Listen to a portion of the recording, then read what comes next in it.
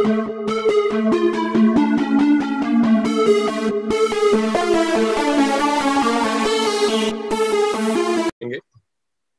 Diabetes की बात क्यों करने वाले हैं? क्योंकि डायबिटीज, हम कोरोना से डर रहे हैं, लेकिन एक्चुअल में हमारे देश में सबसे ज्यादा डेथ्स ऑलमोस्ट, मतलब जो टॉप 5 किलर्स हैं उसमें से डायबिटीज एक है। ऑलमोस्ट 24-25% हमारे देश की आबादी शुगर की बीमारी से जूझ रही है। और शुगर की बीमारी कभी अकेले नहीं आती, जब वो आती है तो उसके बाद हाइपरटेंशन, डिस्लिपिडीमिया, डायबिटिक रेटिनोपैथी मतलब आंख की बीमारी, डायबिटिक नेफ्रोपैथी मतलब किडनी की बीमारी, डायबिटिक न्यूरोपैथी मतलब न्यूरो प्रॉब्लम्स, ये सारी चीजें लेकर के आती है। डायबिटिक पेशेंट्स का कोई परमानेंट इलाज नहीं होता। अल्टीमेटली उनके 3-4 ही अंजाम होते हैं। वो 10 साल, 15 साल, 20 साल शुगर की दवाइयां खाते रहते हैं, पैसे खर्चते रहते हैं, इलाज कराते रहते हैं। पहले मेडिसिन वाले डॉक्टर से शुरू करते हैं, फिर आंखों के डॉक्टर के पास जाना शुरू होता है, फिर किडनी के डॉक्टर के पास जाना शुरू होता है, फिर न्यूरोलॉजिस्ट के पास, हार्ट स्पेशलिस्ट के पास। और अल्टीमेटली होता क्या है? या तो हार्ट अटैक, या पैरालिसिस अटैक, या ब्रेन हैमरेज, या फिर किडनी की डायलिसिस शुरू हो जाती है। और अल्टीमेटली डायलिसिस कराते कराते मतलब अपने पूरी जिंदगी में जितने दिन वो जीते हैं डायबिटीज होने के बाद, 15, 20, 25 लाख रुपए टोटल खर्च करा करके अल्टीमेटली उनकी इसी बीमारी और इसके प्रतिफल के परिणाम स्वरूप डेथ हो जाती है। हमारे पास एक जिम्निमा है, जिम्निमा सिल्वेस्ट्री। हमारा जो ये प्रोडक्ट है, इसमें इतनी ताकत है कि ये शुगर को जड़ से समाप्त कर सकता है। लेकिन लोगों को यकीन नहीं आता कि हमारे प्रोडक्ट्स इतने इफेक्टिव है। मैं बाहर के लोगों की बात नहीं कर रहा हूं, बहुत सारे हमारे डिस्ट्रीब्यूटर्स हैं जिनको पूरी तरह यकीन नहीं होता। तो मैं आप लोगों से ये रिक्वेस्ट करूंगा कि अपने प्रोडक्ट्स को समझना और समझ के उनकी ताकत पे यकीन करना बहुत जरूरी है। और इसके लिए एक बहुत ही इंपॉर्टेंट शेयरिंग करवाने वाला हूं मैं आज। अगर शोभा जी जो गया से हैं, अगर पैनल पे है और मेरी आवाज सुन रही है, तो कृपया अपना हैंड रेज कीजिए, मैं आपको अनम्यूट करना चाहता हूं। जी शोभा जी, मैं आपको अनम्यूट कर, जी शोभा जी, आप अपने आप को अनम्यूट कर सकते हैं।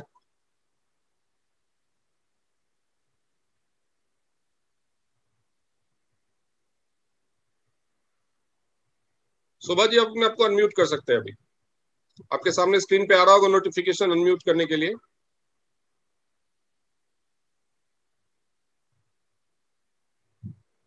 अपने आप को अनम्यूट कर लीजिए।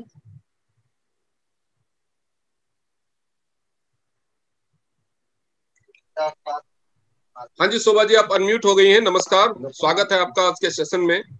और बहुत बुरा वक्त देखा था आपने। Good morning sir, good morning.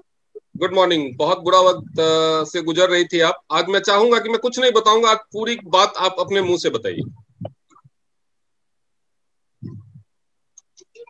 बिल्कुल सर, सबसे पहले तो very very thanks to you.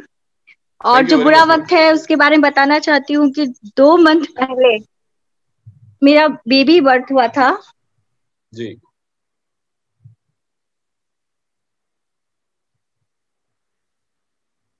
जी बोलिए, आपकी आवाज आनी बंद हो गई। आप लगता है डिस्कनेक्ट हो गए शोभा जी। फिर से आप हैंड रेज कर दीजिए, मैं फिर से आपको अनम्यूट कर दूंगा। अगर आपके नेटवर्क का प्रॉब्लम है तो मैं रिक्वेस्ट करूंगा कि आप थोड़ा सा नेटवर्क में आकर के 2 मिनट खड़े हो जाएं और अपना हैंड रेज करें।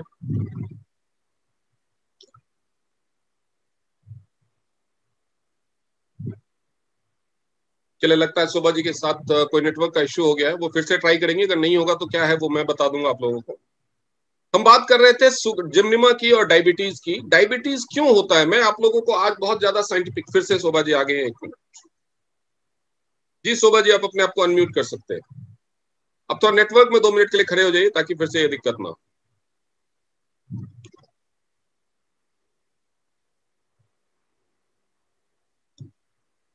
अपने आप को अनम्यूट कीजिए शोभा जी।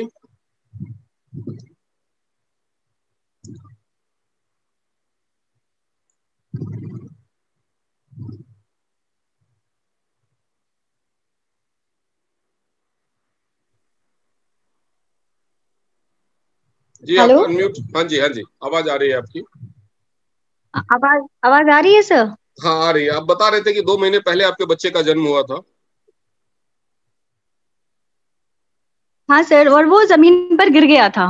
ओके, बर्थ उसका जमीन पे तो जिस गिरते ही वजह हुआ से था। उसके सर पे पूरा नस,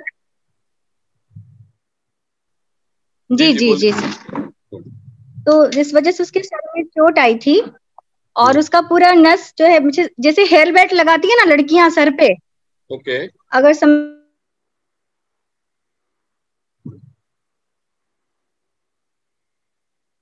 फिर से शोभा जी डिस्कनेक्ट हो गई है। मैं आप लोगों को बता देता हूं, अगर उनका नेटवर्क अलग नेटवर्क इश्यू होता है, ये शेयरिंग में पहले भी करवाता। मैं आप लोगों को शेयर कर देता हूं कि क्या है। अगर फिर से दोबारा से नेटवर्क कनेक्ट हुआ तो मैं उनको लाइन पे लेने की कोशिश करूंगा। और इससे पहले मैं फेसबुक पे भी लाइव कर देता हूं। ये शोभा जी है गया से, और 2 महीने पहले इनके बच्चे का जन्म हुआ था। और जब ये बाथरूम से आ रही थी, खड़ी थी, उस समय अचानक से उसका बर्थ हो गया, और बर्थ के दौरान ही वो जमीन पे गिर गया। सिर के बल जमीन पे गिरा, और उसके सिर में बहुत ही सीवियर चोट आई थी। और जैसे हेयर बैंड लगाते हैं ना, वैसे इस शेप में उसके नसें उभर गई थी। वो क्लियरली फील हो रहा था। उसके सिर का साइज बहुत बड़ा हो गया था। उस समय वो हॉस्पिटल में ही थी, हॉस्पिटल में एडमिट थी डिलीवरी के लिए ही। तो डॉक्टर्स ने देखा, फिर दूसरी जगह के डॉक्टर्स भी बुलाए गए, उसको लेके जाया गया। डॉक्टर्स ने साफ कह दिया कि ये या तो बचेगा नहीं, या अगर बचेगा तो शायद इसके दिमागी डेवलपमेंट ठीक से नहीं होगा, बहुत तरह की प्रॉब्लम्स रहेगी, लाइफ टाइम प्रॉब्लम्स रहेंगी। शोभा जी को भगवान को धन्यवाद देना चाहिए कि वो जो काम जिसके हाथ से होना होता है वो करवाता है। शोभा जी को पता नहीं कहीं से मेरा नंबर मिला, उन्होंने मुझे कांटेक्ट किया, and she was in a very devastated state. रो रही थी, पूरी बात भी ठीक से नहीं बता पा रही थी, मुझे समझ में नहीं आ रहा था कि हुआ क्या। अल्टीमेटली उन्होंने किसी तरह से मुझे पूरी बात बताई। और जो मेरा टीएंस के प्रोडक्ट का नॉलेज है, उसकी वजह से मुझे टीएंस के प्रोडक्ट पे बहुत भरोसा है। मैंने उनको टीएंस के प्रोडक्ट्स की मदद से उनको बोला कि इसको थेरेपी देना हेड केयर की, और जिंक खिलाना शुरू कीजिए। उनको 1 महीने में रिजल्ट आना शुरू हुआ, और अब 2 महीने हो चुके हैं। जो उसकी दवाइयां चल रही थी एलोपैथी, वो बंद हो चुकी है, और वो ऑलमोस्ट 98% तक ठीक हो चुका है। अगर वापस से शोभा जी का नेटवर्क कनेक्ट होता है तो जरूर मैं उनको बोलूंगा कि अपने मुंह से वो अच्छी तरह से इस बात को शेयर करें। खैर, हम इस सेशन को आगे बढ़ाते हैं, और सेशन के बाद क्वेश्चन आंसर के टाइम में फिर से शोभा जी से कनेक्ट करने की कोशिश करेंगे। तो दोस्तों, जो मैं आप लोगों को बताना चाहता था कि ये पावर हमारे टीएंस के प्रोडक्ट्स में है। इस पावर को आपको रियलाइज करना होगा, हिम्मत दिखानी होगी। वैसे एक बच्चा जो आज पैदा हुआ है, 2-4 दिन पहले पैदा हुआ है, और जिसके बारे में डॉक्टर्स ने ऐसा कहा है, उसको इलाज करने की हिम्मत बहुत सारे चाइल्ड स्पेशलिस्ट भी नहीं करते। लेकिन आप कर सकते हैं अगर आपको प्रोडक्ट की नॉलेज है। वैसी ही पावर हमारे हर प्रोडक्ट में। और जिम्निमा तो खैर इंडियन ओरिजिन का स्टार है, इंडिया का बेस्ट सेलिंग प्रोडक्ट है। और वो भी क्यों ना, इंडिया में सबसे ज्यादा लोगों को उसकी जरूरत है। लगभग 1/4 आबादी हमारी डायबिटिक है, और उससे भी ज्यादा लोग प्री डायबिटिक है। एक्चुअली अगर हम डायबिटीज को समझने की कोशिश करें तो डायबिटीज होता क्या है, मैं आपको आज बहुत सारे टेक्निकल टर्म्स में नहीं समझाऊंगा। मैं आपको एक लेमैन, एक सिंपल भाषा में समझाता हूं कि हमें अपने हर काम के लिए एनर्जी की जरूरत होती है। हमारा दिमाग चलता है, हमारी आंखें खुलती हैं, हम आंखों से देखते हैं, हमारा दिल धड़कता है, उसके लिए भी शरीर को एनर्जी चाहिए। और जो भी हम चलते फिरते हैं, बोलते हैं, कुछ भी काम करते हैं, हर चीज के लिए एनर्जी चाहिए। ये एनर्जी हमें कहां से मिलती है? ये एनर्जी हमें मिलती है जो हम खाने पीने में ग्लूकोज लेते हैं। शुगर की बीमारी को सीधे चीनी से रिलेट कर दिया जाता है, मीठी चीजों से रिलेट कर दिया जाता है। वो एक्चुअली ग्लूकोज है। हमें हर खाने, ऑलमोस्ट बहुत सारी चीजों से हमें ग्लूकोज मिलता है। हम रोटी खाते हैं, उससे भी ग्लूकोज मिलता है। आलू खाते हैं, उससे भी ग्लूकोज मिलता है। चावल खाते हैं, उससे भी ग्लूकोज मिलता है। बहुत सारी चीजों में हमें ग्लूकोज मिलता है, और वो हमारी डे टू डे की एनर्जी की रिक्वायरमेंट को पूरा करता है। अब शुगर की बीमारी कई वजह से हो सकती है। आपको, आपके शरीर को जितने ग्लूकोज की जरूरत है, कितने ग्लूकोज की जरूरत होगी?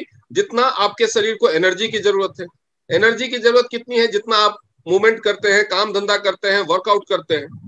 तो यानी आपकी जरूरत से ज्यादा अगर आपका ग्लूकोज का इंटेक है, शुगर का इंटेक है, तो भी आपका ब्लड शुगर लेवल बढ़ सकता है। तो ये बीमारी नहीं है, ये लाइफस्टाइल डिसऑर्डर है। आप क्या कर रहे हैं? आप फिजिकल वर्क तो कम कर रहे हैं, एनर्जी की जरूरत कम है आपको, आप खाए ज्यादा जा रहे हैं। मतलब ऐसा हो गया कि जैसे आपके पास एक स्कूटी है, उसको आप चलाते कम है और डेली उसमें 2 लीटर पेट्रोल भरते जा रहे हैं। तो एक न एक दिन तो आएगा जब वो ओवरफ्लो होगा। मान लीजिए आपके पास स्कूटी हो, उसको आप 10 किलोमीटर डेली चलाइए, और उसमें 2 लीटर पेट्रोल डेली भर दीजिए, तो क्या होगा? एक दिन ओवरफ्लो होगा।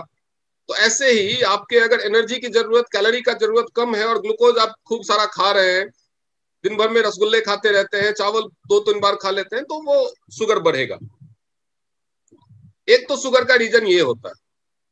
दूसरा रीजन क्या होता है शुगर का, कि आपकी जो कैलोरी की, आप ग्लूकोज तो लिमिटेड मात्रा में ले रहे हैं, शुगर कम खा रहे हैं, कम मीठा खाते हैं, आप चीनी कम खाते हैं, फीकी चाय पीते हैं, सब कुछ बहुत अच्छा खाने के मामले में, डाइटरी हैबिट्स के मामले में आप ठीक है, लेकिन आपका जो शुगर का जो कंजम्पशन, आपका फिजिकल वर्क बिल्कुल नहीं है, एकदम सेडेंटरी लाइफस्टाइल, हिलना नहीं डुलना नहीं, ऐसा जॉब है या ऐसा बिजनेस है या ऐसा काम है कि आप बिस्तर पे ही पड़े रहते हैं, कुर्सी पे ही बैठे रहते हैं, तो भी शुगर की, आपका शुगर, क्योंकि आपके शरीर को जितना कैलोरी कंज्यूम करना चाहिए उतनी ग्लूकोज की जरूरत नहीं है जितना आप ले रहे हैं। नॉर्मल ग्लूकोज लेने से भी ये प्रॉब्लम हो सकती है।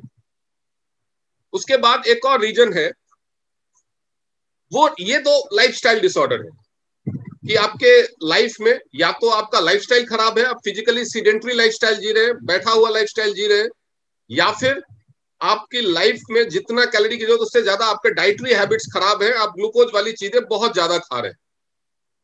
और वैसे ही भारत देश में लोग मिठाइयों के शौकीन होते हैं, तो ये तो लाइफस्टाइल डिसऑर्डर है। उसके बाद ये फिजिकल डिसऑर्डर भी है, एक तरह से शारीरिक बीमारी। शारीरिक बीमारी क्यों? तो शुगर का जो हमारे हर सेल को, हमारी बॉडी में जितने भी सेल्स हैं, सबको अपना रोल परफॉर्म करने के लिए एनर्जी की जरूरत होती है, यानी सभी ग्लूकोज को एब्जॉर्ब करते हैं। तो ग्लूकोज का जो सेल्स में रिसेप्शन होता है, ग्लूकोज को जो एब्जॉर्ब करेंगे, उस एब्जॉर्प्शन के काम में रिसेप्टर का काम इंसुलिन करता है, जो शरीर में बनता है। इंसुलिन बनाने का काम करते हैं बीटा सेल्स। बीटा सेल्स होते हैं पेनक्रियाज में। पेनक्रियाज नाम का एक पार्ट होता है लिवर के नीचे, उस पेनक्रियाज में बीटा सेल्स होते हैं। उसमें 3 तरह के सेल्स होते हैं। जो बीटा सेल्स होते हैं वो इंसुलिन बनाते हैं, और वो इंसुलिन हर सेल में ग्लूकोज को रिसीव करवाने का काम करता है। एक तरह से सेल को वो खोलता है, रिसेप्टर है वो, सेल को वो खोलता है ताकि ग्लूकोज वो सेल रिसीव कर सके। अब अगर इंसुलिन कम बने तो क्या होगा? बहुत कम, मान लीजिए आपके सेल में, आपके शरीर में अरबों सेल्स हैं, लेकिन उतनी मात्रा में इंसुलिन नहीं बन रहा कि हर सेल को वो रिसेप्टर मिल सके, तो हर सेल ग्लूकोज को रिसीव नहीं करेगा। तो जिसकी वजह से आपने सही मात्रा में ग्लूकोज लिया, आपने ज्यादा नहीं लिया, लेकिन वो इस्तेमाल ही नहीं हो पाया शरीर में, क्योंकि सेल्स ने उसको रिसीव नहीं किया। क्यों? क्योंकि सेल्स को उसको रिसीव करने के लिए जितनी मात्रा में इंसुलिन चाहिए था वो नहीं है शरीर में। तो भी क्या होगा कि ब्लड स्ट्रीम में, क्योंकि सभी सेल्स तक ग्लूकोज पहुंचाने का काम तो ब्लड ही करता है, इंसुलिन पहुंचाने का काम भी ब्लड ही करता है, तो ब्लड स्ट्रीम में ग्लूकोज रिसीव नहीं होगा तो ब्लड स्ट्रीम में ही घूमता रहेगा। तो जब हम खून की जांच करेंगे ग्लूकोमीटर से, इसलिए उसको ग्लूकोज की मात्रा होती है बढ़ी हुई, इसलिए उसको ग्लूकोमीटर बोलते हैं। तो जब ग्लूकोज की मात्रा जांचेंगे तो बढ़ी हुई आएगी, तो उसको हम बोलते हैं शुगर की बीमारी हो गई। इसके अलावा अगर आपका ब्लड सर्कुलेशन पुअर है, यानी इंसुलिन शरीर में बन तो रहा है लेकिन सभी सेल्स तक इंसुलिन सब पर्याप्त मात्रा में पहुंच नहीं रहा है, सभी सेल्स तक ग्लूकोज पर्याप्त मात्रा में पहुंच नहीं रहा है, तो उस कंडीशन में क्या होता है? इंसुलिन शरीर में सही है, लेकिन ग्लूकोज और इंसुलिन दोनों सभी सेल्स तक पहुंच नहीं पा रहा है, तो सभी सेल्स उसको कंज्यूम नहीं कर रहे, इसलिए शुगर की मात्रा बढ़ जाती है। इसके अलावा अगर आपको कब्ज की शिकायत है, कब्ज की शिकायत क्यों होती है? इंटेस्टाइन में प्रॉब्लम होती है आंतों की वजह से। होता क्या है, जब लिवर खाने को, लिवर के पास भी कहते हैं छोटा दिमाग होता है, लिवर भी समझता है कि खाना जो हमने खाया है या जिस इंसान ने जो खाना खाया है उसके शरीर में किस चीज की जरूरत कितनी मात्रा में है, लिवर को यह पता है। लिवर तो अपना काम बखूबी करता है, वो खाने को पचाता है, जो जिस मात्रा में जो चीज आपके शरीर को चाहिए उतनी मात्रा में वो रखता है। बाकी जो भी एक्स्ट्रा आपने लिया, शुगर एक्स्ट्रा लिया, कार्बोहाइड्रेट एक्स्ट्रा लिया, फैट एक्स्ट्रा लिया, जिसकी जरूरत नहीं है आपको, वो डिस्कार्ड कर देता है, वो आगे इंटेस्टाइन में भेज देता है, आंतों में भेज देता है। अब अगर आपकी आंतें आगे का काम प्रोसेस ठीक से नहीं कर पा रही, यानी वो कॉन्स्टिपेटेड है, वो उसमें ब्लॉकेज है, उसमें खाना अटक रहा है, जो वेस्ट मटेरियल लिवर ने जो डिस्कार्ड किया वो अगर आंतों में अटक रहा है, यानी अगर आपका पेट साफ नहीं होता, कब्ज की प्रॉब्लम है, तो क्या होगा कि वो वेस्ट खाना जो लिवर ने डिस्कार्ड कर दिया था, जो एक्स्ट्रा शुगर यानी glucose, extra carbohydrate, extra fat, ये सारी चीजें जो लिवर ने डिस्कार्ड कर दिया था वो आंतों में अटका हुआ रहता है। हमारे शरीर में खाना पचने में 1.5 से 2 घंटा लगता है पूरी तरह से, तो उसके बाद शरीर को फिर से भूख लगने लगती है। तो शरीर को जब फिर से भूख लगने लगती है तो क्या होता है, वो शरीर खाना ढूंढता है। अब हर 1.5-2 घंटे में आप खाना तो खाते नहीं है, तो शरीर क्या करता है कि वो फिर इंटेस्टाइन की तरफ देखता है। इंटेस्टाइन में जो फंसा हुआ अटका हुआ वेस्ट खाना है जो डिस्कार्डेड था बॉडी से, उसको वो वापस से डाइजेस्टिव सिस्टम में लेके आता है। उससे वो कैलोरी ऑब्जर्व करने की कोशिश करता है। उसमें है क्या? उसमें है access glucose, excess sugar, excess carbohydrate, excessive fat. तो जब एक्सेस शुगर को एब्जॉर्ब करने लगता है तो उससे भी शुगर की मात्रा बढ़ने लगती है, ग्लूकोज की मात्रा बढ़ने लगती है, शुगर की प्रॉब्लम हो जाती है। कॉन्स्टिपेशन से एक और प्रॉब्लम होती है कि जब अगर इंटेस्टाइन में शरीर को कुछ फंसा हुआ ना मिले तो वो जो शरीर में स्टोर्ड फैट है उसको जलाना शुरू करेगा, उसको बर्न करना शुरू करेगा। वो नहीं होता तो जिसकी वजह से फैट एक्युमुलेशन शरीर में बढ़ता है और मोटापा पे बढ़ने लगता है। यानी अगर आपको कब्ज की प्रॉब्लम है तो 2 बीमारियां फ्री गिफ्ट मिलेगी, एक शुगर, दूसरा मोटापा। तो कॉन्स्टिपेटेड मत रहिए। एक और प्रॉब्लम है जिसकी वजह से शुगर की प्रॉब्लम होती है, वो है फैटी लिवर। अगर आपके लिवर में फैट डिपोजिशन होने लगा तो लिवर का फंक्शन खराब होने लगता है। या लिवर में किसी भी तरह की प्रॉब्लम है, अगर आप बहुत ज्यादा जंक फूड खाते हैं, लिवर सिरोसिस हो गया है, या लिवर में किसी भी तरह की प्रॉब्लम है कि लिवर अपना फंक्शन सही से नहीं कर रहा है, तो क्या होगा कि लिवर ठीक से डिसाइड नहीं कर पाएगा कि कितना शुगर एब्जॉर्ब करना है और कितना डिस्कार्ड करना है। तो इस चीज की वजह से ये दो धारी तलवार है। इससे हाइपरग्लाइसीमिया भी हो सकता है, हाइपोग्लाइसीमिया भी हो सकता है। यानी शुगर बढ़ भी सकता है, कभी शुगर घट भी सकता है, फ्लक्चुएट करता रहता है। उसके बाद एक और प्रॉब्लम है कि बॉडी में इंसुलिन बनता तो है लेकिन उसका वो अपना फंक्शन नहीं कर पाता, तो वो इंसुलिन रेसिस्टेंस के केसेस होते हैं। कुछ लोगों में शुगर की बीमारी इसलिए होती है क्योंकि पैदाइश से उनका पेनक्रियाज ही पूरी तरह से डेवलप नहीं हुआ होता या पेनक्रियाज में बीटा सेल्स नहीं होते, तो ये बाय बर्थ प्रॉब्लम है। इस तरह के केसेस टाइप 1 डायबिटीज कहे जाते हैं, बाकी सारे केसेस टाइप 2 डायबिटीज कहे जाते हैं। खैर ये तो हो गया कि डायबिटीज कितनी सारी वजहों से हो सकता है। अब हम बात करेंगे कि जिम्निमा किस तरह एलोपैथी मेडिसिन क्यों नहीं ठीक कर पाती, या आयुर्वेद या होम्योपैथ। होता क्या है कि जो शुगर बढ़ने लगता है, शुगर क्यों बढ़ रहा है? तो इंसुलिन नहीं है शरीर में। इंसुलिन नहीं है तो क्या करो, इंसुलिन दे दो। इट इज समथिंग लाइक कि कोई आपका भाई है, भतीजा है, कोई आपका दोस्त है, रिश्तेदार है, वो बेरोजगार है, उसको कमाई नहीं है, तो आप क्या करेंगे? लेकिन कमाई नहीं, लेकिन खर्चा तो है, उसको परिवार है, उसको परिवार को खिलाने के लिए रोज 200-500 रुपए चाहिए। तो आपने क्या किया, आपके पास पैसा है, आपने उसको 200-500 रुपया रोज देना शुरू कर दिया। तो क्या होगा, उसका काम तो चलता रहेगा, काम तो चलता रहेगा ना। वो 200-500 रुपए रोज आप दे रहे हैं, वो राशन खरीद के लाएगा, खा लेगा, अपने परिवार को खिला देगा, काम चल रहा है। लेकिन उससे उसकी समस्या, उसकी बीमारी, उसकी बेरोजगारी ठीक नहीं हुई। तो जो ये ट्रेडिशनल सिस्टम में जितनी दवाइयां है ना, वो यही 200-500 रुपए देने वाला काम करती है रोज। शरीर में इंसुलिन पर्याप्त मात्रा में बन नहीं रहा तो इंसुलिन या टैबलेट्स, जो चीज की कमी है उसको, पेनक्रियाज को स्टिमुलेट करने के लिए, स्टिमुलेट करने का मतलब क्या होता है, जैसे आप में से बहुत सारे लोगों ने घोड़ा गाड़ी देखी होगी, इक्का बोलते हैं उसको, कहीं टमटम बोलते हैं, कहीं तांगा बोलते हैं, घोड़ा खींचता है उसको, या बैलगाड़ी देखी होगी। जब घोड़े को भूख लगी होती है ना, वो चलना स्लो कर देता है, रुक जाता है, तो जो कोचवान होता है वो क्या करता है, उसको चाबुक मारता है, घोड़ा फिर से चलने लगता है। तो इसका क्या मतलब हुआ, उसका पेट भर गया?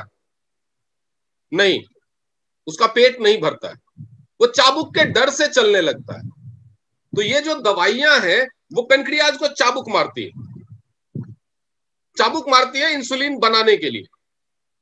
पेनक्रियाज थोड़ा सा चाबुक के डर से थोड़ा सा इंसुलिन बना देता है, फिर उसका दर्द का असर खत्म होने लगता है, फिर वो बनाना बंद करता है, फिर से आपको दूसरा दवाई का दूसरा डोज ले लेते हैं, फिर चाबुक पड़ता है, फिर इंसुलिन बनता है, तो आपका शुगर लेवल कंट्रोल में आ जाता है।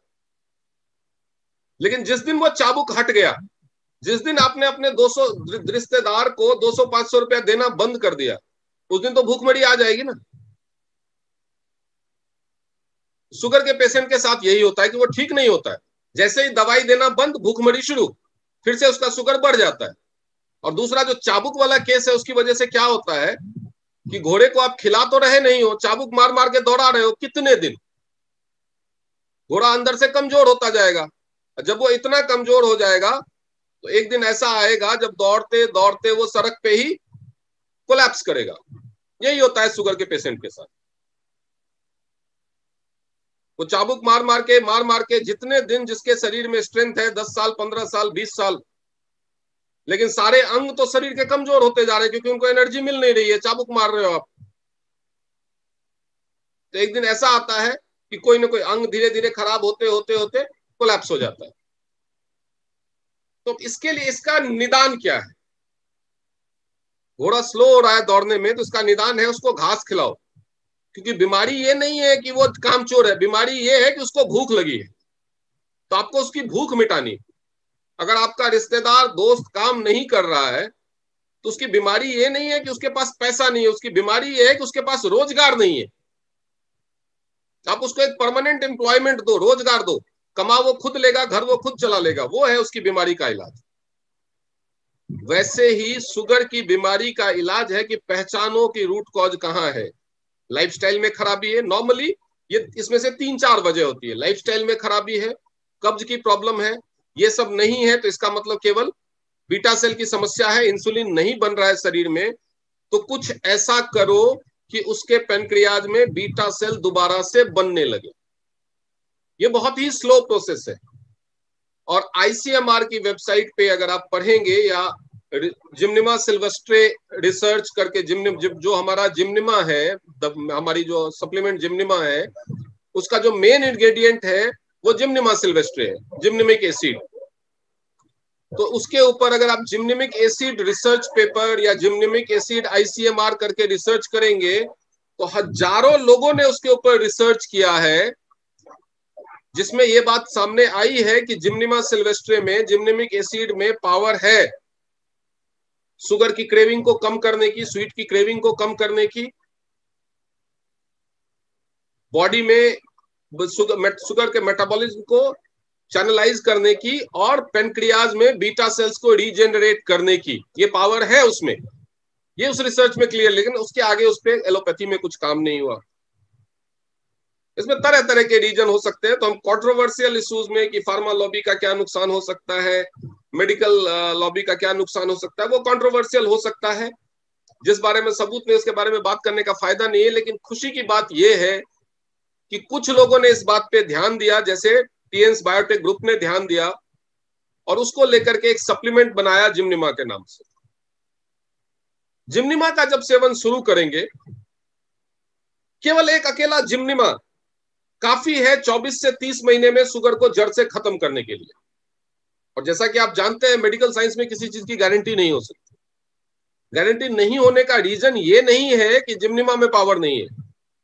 गारंटी नहीं होने का रीजन ये है कि हर प्रोडक्ट को, हर मेडिसिन को, हर सप्लीमेंट को हर किसी की बॉडी एक जैसा रिस्पॉन्ड नहीं करती।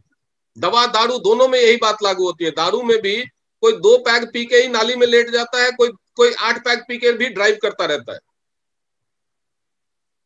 दारू सेम होती है, ब्रांड सेम होता है, वैसे ही दवा में है।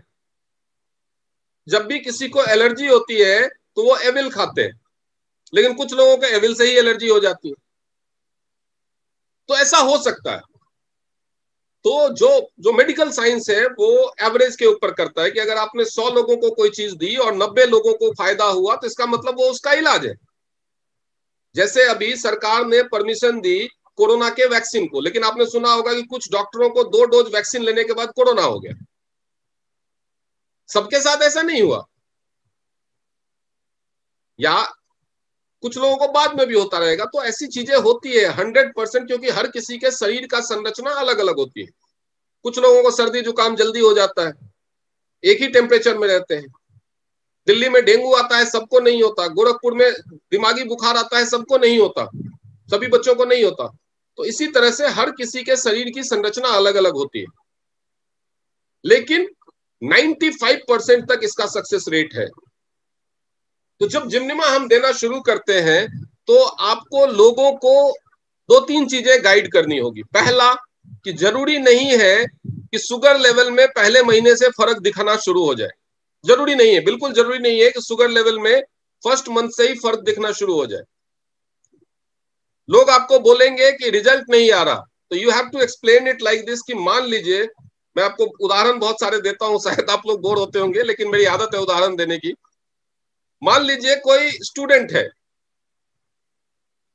अब उसके स्कूल में पासिंग मार्क है 40%, लेकिन वो 2 साल से फेल हो रहा है, उसको 15%, 20% मार्क्स ही आते हैं।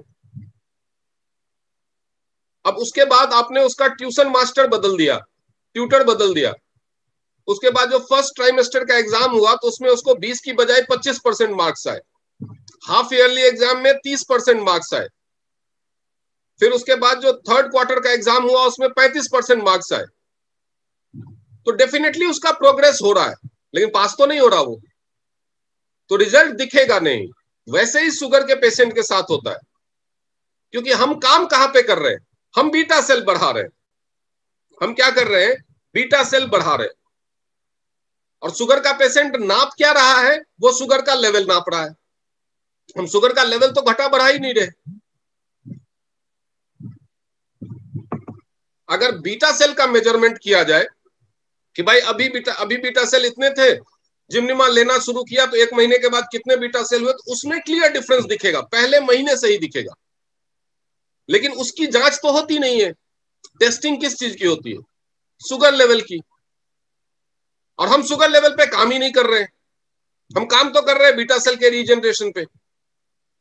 तो इसीलिए जरूरी नहीं है कि ग्लूकोमीटर से या फास्टिंग पीपी कराने में पहले महीने से फर्क दिखना शुरू हो जाए। फर्क दिखना कब से शुरू होगा, यह भी 3 फैक्टर्स पे डिपेंड करता है। पहला फैक्टर, बीटा सेल की कितनी कमी है। दूसरा फैक्टर, उस इंडिविजुअल की बॉडी में सेल के रीजनरेशन की कैपेबिलिटी कितनी है। और तीसरा फैक्टर, कि उसको बाकी इश्यूज जैसे कॉन्स्टिपेशन, लिवर की प्रॉब्लम, फैटी लिवर, बहुत ज्यादा वजन, ये सारी चीजों में से कितने फैक्टर उसके साथ जुड़ते हैं। एक अकेला बीटा सेल का प्रॉब्लम होना, और एक ऐसा शुगर का पेशेंट जिसको बीटा सेल की प्रॉब्लम के साथ साथ कब्ज भी है, मोटापा भी है, लिवर भी खराब है, लाइफस्टाइल भी खराब है, डाइट भी बहुत खराब है, तो ऑब्वियसली उसको और ज्यादा समय लगेगा रिजल्ट दिखने में। अगर किसी को बहुत जल्दी है तो बहुत जल्दी रिजल्ट दिखाना भी पॉसिबल है। उसको साथ में BCM, एच कब, चिटोशन, FOS सब दे दो, उसका कब्ज में भी राहत मिलेगा, लिवर भी ठीक होगा, वजन भी कम होगा, लिवर से फैट भी कम होगा।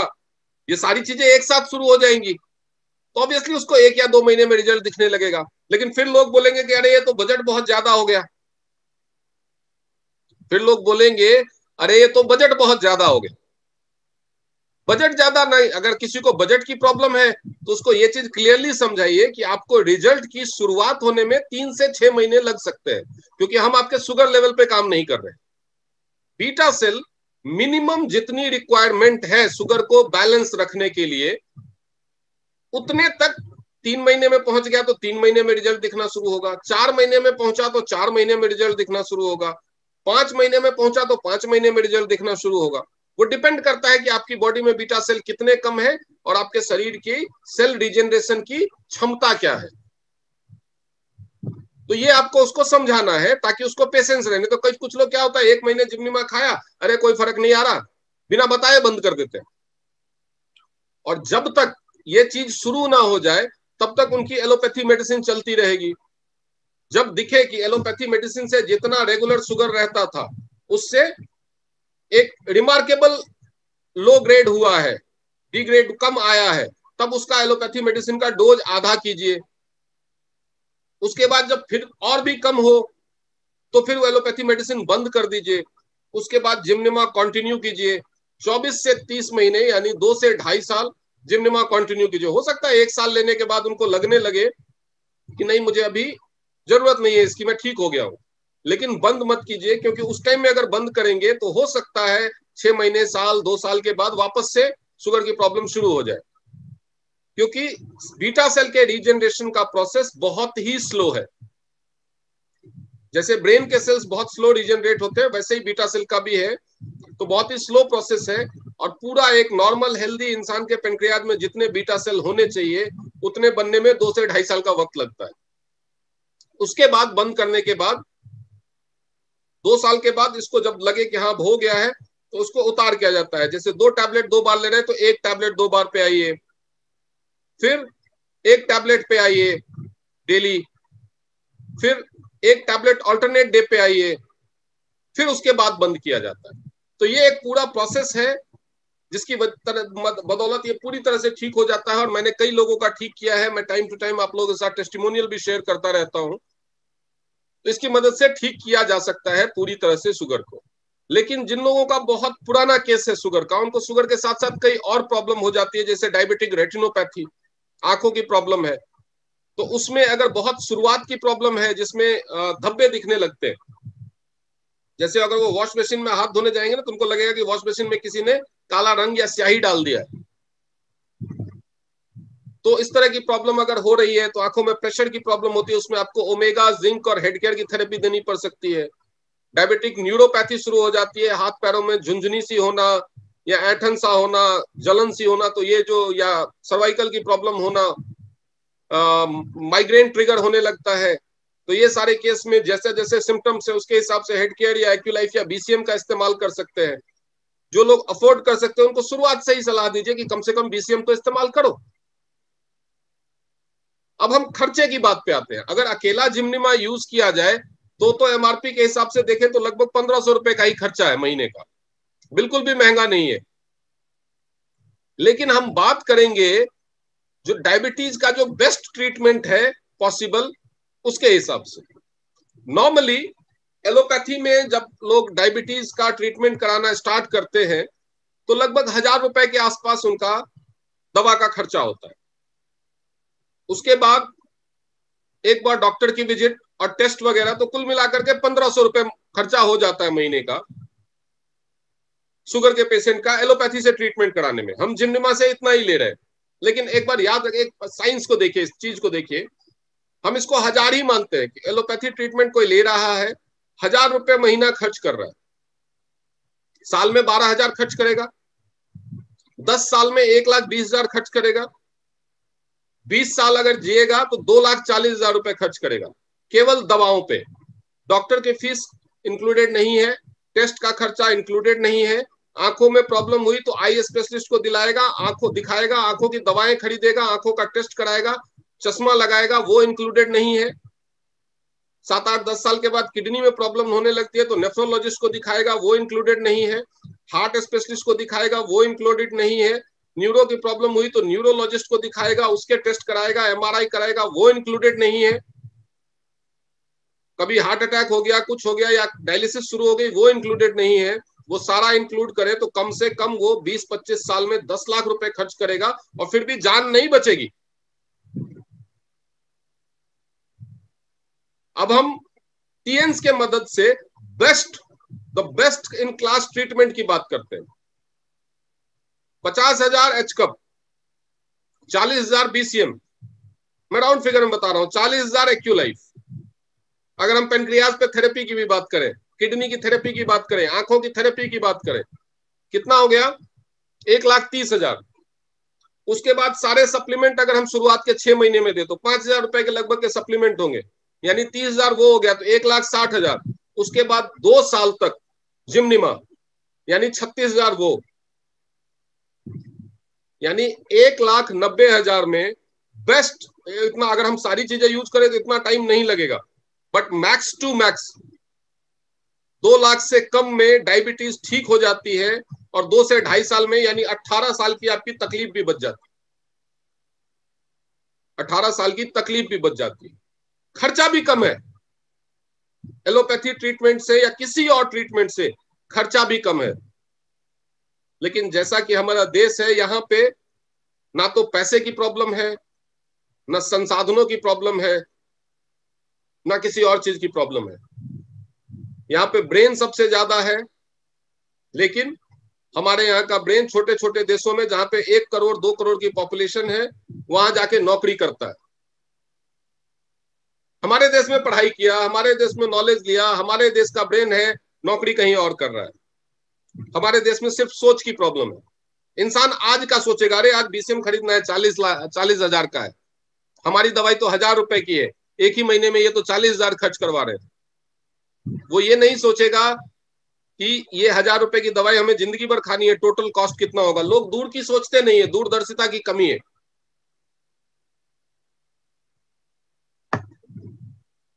इसीलिए आपको ये कैलकुलेशन पता होना चाहिए।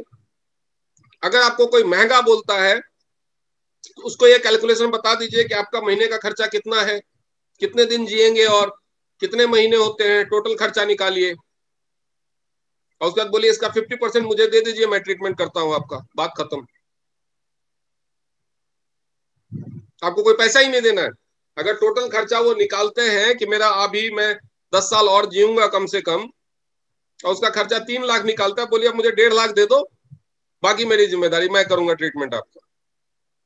हो गया ना, आधे खर्चे में काम हो गया।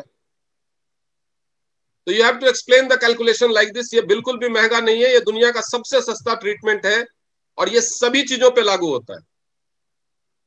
और सबसे बड़ी खुशी की बात क्या है कि ये ट्रीटमेंट बिल्कुल फ्री हो सकता है। जो जितने का ट्रीटमेंट उन्होंने लिया, अगर उतने का ही सेम ट्रीटमेंट, और डायबिटीज के लिए तो भरमार है, जिस गली में निकल जाओ भरे पड़े हैं लोग। और जो डायबिटिक पेशेंट होता है वो डॉक्टर के पास विजिट में, मेडिकल स्टोर के थ्रू बहुत सारे डायबिटिक लोगों को जानता होता है। अगर वो अपने जैसा ट्रीटमेंट टीएन्स की मदद से सिर्फ 6 लोगों को और दिलवा दे तो उसका खुद का ट्रीटमेंट फ्री हो जाता है। सिंपल है। दुनिया में कोई ट्रीटमेंट सस्ता हो सकता है, कोई ट्रीटमेंट महंगा हो सकता है, लेकिन फ्री कहीं नहीं होता है।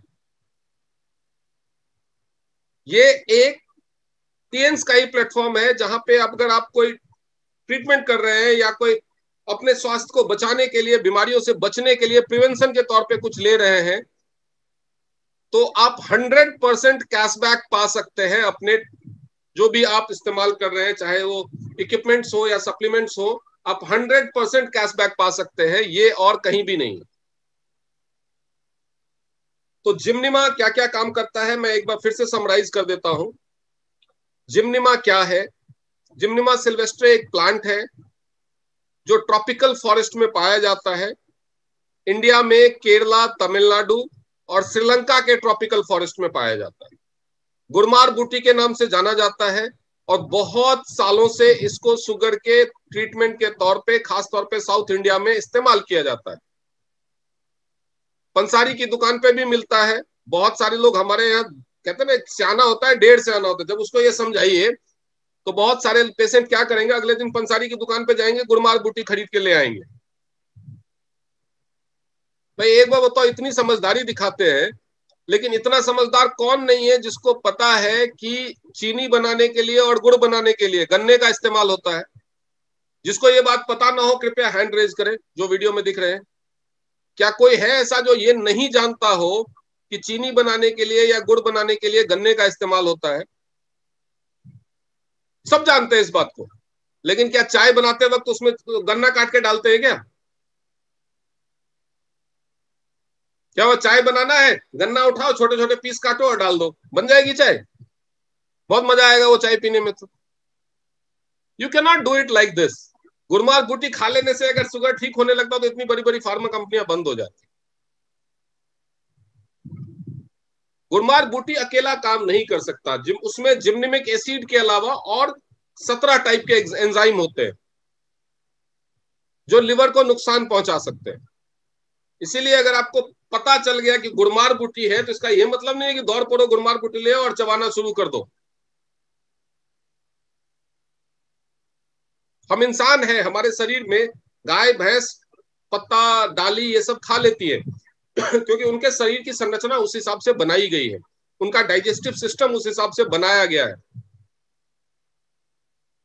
कि उनका शरीर उसको डिस्कार्ड कर देता है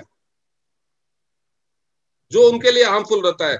हमारा शरीर उस हिसाब से नहीं बनाया गया है। जो चीजें हम रॉ फॉर्म में खा सकते हैं वो खा लेते हैं। हम फ्रूट्स खा सकते हैं, कुछ हर्ब्स खा सकते हैं, कुछ पत्तियां खा सकते हैं, उसमें नुकसान नहीं है। लेकिन सारे हर्ब्स कुछ भी नहीं खा सकते, आप कुछ भी नहीं खा सकते। तो वैसे ही गुड़मार बूटी अगर आप रॉ फॉर्म में खाएंगे तो हो सकता है शुगर कम हो सकता है ज्यादा हो सकता है ठीक हो, लेकिन लिवर खराब होने के पूरे पूरे चांसेस हैं। तो इससे सावधान रहिए। सिर्फ पैसा बचाने के चक्कर में, चलिए बाकी ये चॉइस आप पे छोड़ता हूं कि पैसा बचाना है कि सेहत बचानी है। बिकॉज देखिए, अगर मैं प्रैक्टिकल होकर बात करूं ना, तो हमारा फर्ज बनता है कि हम सबको बताएं, सबको बचाएं, सबको बचाएं, बीमारियों से सबको बचाएं, सबकी जान बचाएं। लेकिन ये दुनिया का ऐसा दस्तूर है कि अगर सबकी जान बचने लगे ना बीमारियों से, तो लोग डरना छोड़ देंगे, बीमारियों से निरंकुश हो जाएंगे, कंट्रोल्ड लाइफ जीना छोड़ देंगे, बैलेंस लाइफ जीना छोड़ देंगे। तो ये प्रकृति का नियम है। तो इसलिए मैं आप लोगों से गुजारिश करूंगा कि इतनी अच्छी दवा हमारे देश में बनती है। अगर आप किसी भी डायबिटिक को जानते हैं तो उसको इसके बारे में जरूर बताएं, ये उसकी जिंदगी बदल सकता है। अब आखिरी बात, कई लोग बोलेंगे कि गारंटी है क्या? चलो यहां अगर गारंटी नहीं है तो कहीं और गारंटी है क्या? यहां उम्मीद तो है, बाकी जगह तो नहीं ठीक होगा इस बात की गारंटी है, कंट्रोल में रहेगा यही है, दूसरी जगह नहीं ठीक होगा इस बात की गारंटी है बाकी जगह पे। यहाँ पे गारंटी हो या ना हो, ये तो लीगल प्रॉब्लम है कि हम गारंटी बोल नहीं सकते, दे नहीं सकते। अदरवाइज चलिए एक बार को बोलते गारंटी हो ना हो, उम्मीद तो है, बाकी जगह तो उम्मीद भी नहीं है। और दूसरी बात, आपके चलो मान के चलते हैं कि ये भी ठीक नहीं कर सकता, केवल कंट्रोल करेगा। एक तरफ 1000 रुपए की एलोपैथी मेडिसिन है कंट्रोल करने के लिए, जिसको देने वाला डॉक्टर भी आपको बताएगा कि साइड इफेक्ट हो सकते हैं, आप उससे पूछ के देखिए। और दूसरी तरफ हर्बल सप्लीमेंट है 1500 रुपए का कंट्रोल करने के लिए, जिसकी जिंदगी भर कोई साइड इफेक्ट नहीं होगी। आप अपने लिए या अपने चहेतों के लिए क्या इस्तेमाल करना चाहेंगे, चॉइस आपकी है। दो में से हो तो कुछ एक ही सकता है, या तो पैसे बचा लो या सेहत बचा लो, दोनों नहीं बचेंगे। ये बहुत ट्रिकी प्रॉब्लम है कि पैसे और सेहत दोनों नहीं बचा सकते। टाइम ऐसा आ गया है कि बीमारियां भी होंगी, बीमारियों से लोगों की जानें भी जाएंगी, बीमारियों की वजह से काम भी रुकेगा, तो पैसे का डबल नुकसान होगा। तो या तो आप पैसा बचा सकते हो या सेहत बचा सकते हो, चॉइस आपकी है, आप चुन सकते हैं।